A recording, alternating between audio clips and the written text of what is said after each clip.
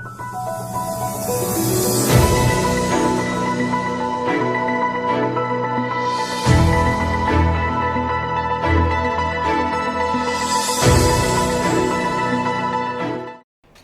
दर्शकों, मैं हर्ष कुमार न्यूज़ 28 में आपका स्वागत करता हूं।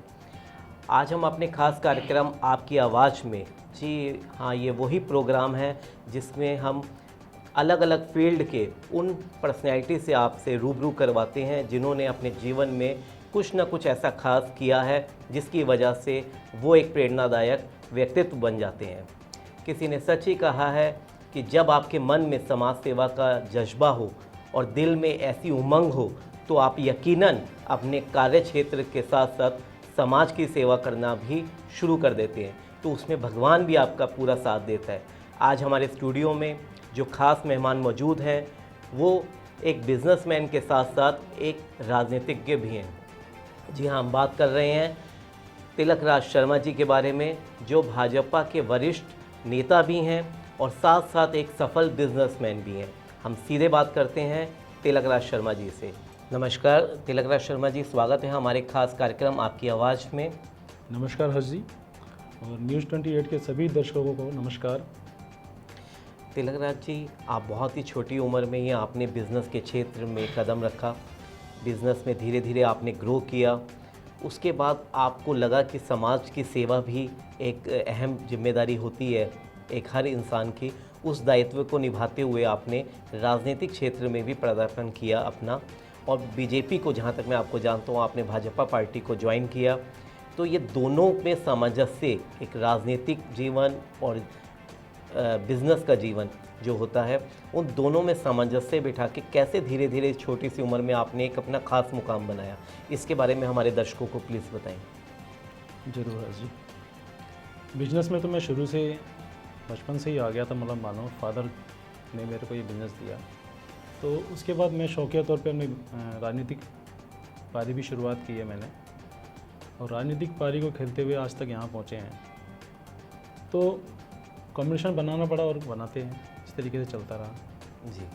लेकिन फिर भी जो राजनीतिक में आपको अलग अलग तरह के किरदार निभाने को आपको मौका मिला। कभी आप मंडल महामंत्री रहे हैं, कभी आप अलग अलग पद भी आपको मिले पार्टी की तरफ से, तो उनको किस तरीके से आपने निभाया कि पार्टी को भी आपके ऊपर एक विश्वास बना और आप पब्लिक में भी एक जाना पहचाना नाम बने, इसके बारे में भी हमारे दर्शकों को बताएं।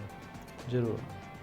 भारतीय जनता पार्टी में मैंने अपनी पारी की शुरुआत आज से 15 साल पहले की थी, और मैंने जब पहली बार इसमें शुरुआत की तो मेरे को किसान मोर्चा का पद मिला था, तो मैंने बड़ी ईमानदारी से उसको किया। उस टाइम जब पार्टी का अस्तित्व नहीं था हमारे विधानसभा के अंदर, उस टाइम में हमने इस कार्यकर्ताओं को जोड़ा। उस टाइम कांग्रेस का राज होता था, और अगर हम उस टाइम ये मेहनत करते हैं तो कांग्रेस के कार्यकर्ता उस वक़्त धमकियाँ भी देते थे, कार्यकर्ताओं को डराते भी थे। तो भारतीय जनता पार्टी के उस वक्त कार्यकर्ता नहीं थे उस टाइम। तो बड़ी मेहनत से, बड़ी लगन से हमने इन सबको जोड़ा, और आज विधानसभा के अंदर पीछे 5 साल पहले हमारे एमएलए भी रहे, और आज की डेट में हमारे निगम के अंदर 2 सीटें हैं। तो इतनी मेहनत करके हम इसमें आए, और मंडल में मैंने हर पद पे काम किया है, और अपने पद पे काम करते हुए अपनी ईमानदारी से आज भारतीय जनता पार्टी को यहाँ तक पहुँचाया। तो बाकी मैं एक छोटा सा कार्यकर्ता हूँ, आगे जैसे भी पार्टी की कोई जिम्मेदारी मिलेगी तो आगे उसको इस तरह निभाते रहेंगे। बहुत खूब तिलक जी, आपने अपने जीवन यात्रा को साझा किया हमारे साथ। मेरा नेक्स्ट क्वेश्चन आपके पास ये है कि हमारे देश की जो कमान है वो एक मजबूत कंधों ने उठा रखी है आदरणीय प्रधानमंत्री मोदी जी ने, और उन्हीं के दिशा निर्देश में पार्टी भी बहुत तेज़ी से विकास किया, और पार्टी आज विभिन्न जो राज्य हैं उनके अंदर उसने पकड़ बनाई। राज्य वो पार्टी के प्रति समर्पित रहे और पार्टी की वहाँ सरकार भी बनी। इसको देखते हुए मोदी साहब ने भी बहुत ही निर्णायक जो है फैसले भी लिए देश के लिए। इन सब के बीच आप पार्टी को देश में किस तरीके से देखते हैं, और किस तरीके से समाज के प्रति जो पार्टी की एक विचारधारा है उसके बारे में भी हमारे दर्शकों को से प्लीज़ रूबरू करें। जी, हर्ष जी ने बहुत अच्छा सवाल पूछा। कि भारतीय जनता पार्टी की कार्यशैली और उनकी विचारधारा तो पार्टी की उसके एजेंडे में है, वो सबको पता है। और हमारी एक ईमानदार सरकार है जो भारतीय जनता पार्टी के इस वक्त चल रही है श्री नरेंद्र मोदी जी के अध्यक्षता में, और वो हमारे प्रधानमंत्री हैं। उनके कार्यशैली तो सबको पता ही है, और आज एक ईमानदार सरकार पूरे विश्व में उसकी चर्चा है।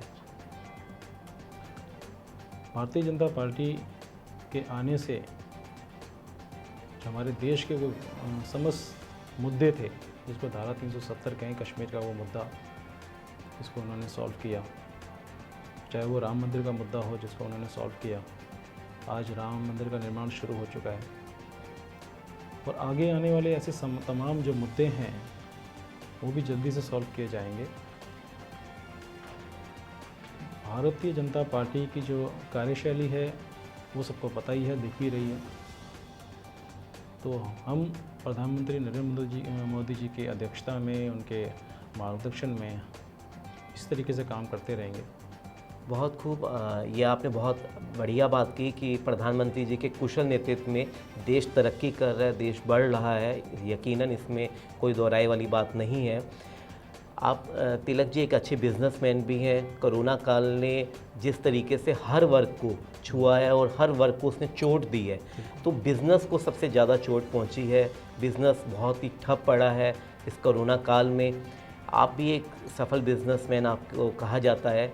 तो इस समय जो बिज़नेसमैन की स्थिति है, चाहे वो छोटा बिजनेसमैन है चाहे वो बड़ा बिजनेसमैन है, हर बिज़नेस को धक्का लगा है। इस जो टाइम है, क्रूशियल टाइम है, इसके अंदर आप बिजनेसमैन की जो स्थिति है उसको आप कैसे देखते हैं? किस तरीके से वो बिजनेसमैन अपनी स्थिति से उभरे कोरोना काल में? उसके मुख पे भी, उसके भी चेहरे के ऊपर वो मुस्कान आए खुशी की, तो क्योंकि उसके साथ लेबर भी जुड़ी होती है, उसके साथ वो हर तबका जुड़ा होता है, तो उसको भी समाज में एक दिशा देनी होती है। तो एज ए बिजनेसमैन आप किस तरीके से इस कोरोना काल में उभरने का एक कोई आपके पास मंत्र हो, वो भी हमारे दर्शकों के साथ शेयर कीजिए प्लीज़। ज़रूर। कोरोना काल तो एक समझो विश्व व्यापी एक संकट है बहुत बड़ा, इसकी वजह से आज सारा पूरा विश्व घबराया हुआ है और संकट काल में चल रहा है। तो बिजनेस में तो ऑब्वियसली सब परेशानियां आनी ही हैं। इसके सबसे ज़्यादा असर जो पड़ा है वो टूरिज़्म पे पड़ा है, होटल के व्यवसाय पे पड़ा है। बिजनेस इस वक्त बहुत ही ज़्यादा डाउन है, और जो लेबर क्लास है वो भी काफ़ी परेशान है इस मामले में। काफ़ी लोगों की नौकरियां जा चुकी हैं, पर ठीक है, अब पहले से ज़्यादा है, बेटर, अच्छी स्थिति हो रही है। अब धीरे धीरे अब सब कुछ सुधर रहा है। थोड़ा वक्त लगेगा, आने वाले टाइम में सब ठीक हो जाएगा जी। लेकिन फिर भी एक बिज़नेस क्लास का जो उदासीपन एक है, क्योंकि उसके साथ लेबर भी है, उसको लेबर को भी देखना है, कहीं लेबर ना उससे छट जाए, है ना। तो आपके पास भी एक काफ़ी लेबर है आपकी फैक्ट्री में भी, तो किस तरीके से आप तालमेल बिठाते हैं कि लेबर का भी काम बनता रहे और भी काम सब चलते रहें? इस तालमेल को किस तरीके से एक बिजनेस आज की स्थिति में बिठा पा रहा है? काफ़ी दुविधाजनक बात है ये, पर फिर भी किसी तरीके से कर रहे हैं, लेकिन इसमें संयम बहुत ज़रूरी है। कोरोना काल में कई जगह पे ऐसी बातें हैं जहाँ पेमेंटें डूबी हुई हैं या पेमेंट नहीं आ रही है, कई लोगों की फैक्ट्रियाँ बंद हो चुकी हैं, कहीं प्रोडक्शन ठप है, रॉ मटेरियल नहीं मिल रहा। तो आने वाले टाइम में अब धीरे धीरे सब सुधर जाएगा, ठीक हो जाएगा, लेकिन इसके लिए वक्त लगेगा। फ़िलहाल अभी ऐसा कोई मंत्र नहीं है किसी के पास जो इसको सुधार सके या ठीक कर सके। बस एक संयम ही सबसे बड़ा मंत्र है। बहुत बहुत धन्यवाद तिलकराज शर्मा जी, आपने अपनी जीवन यात्रा को हमारे दर्शकों के साथ साझा किया, इसके लिए आपका बहुत बहुत धन्यवाद। धन्यवाद हर्ष जी, और न्यूज़ 28 के सभी दर्शकों का धन्यवाद। नमस्कार।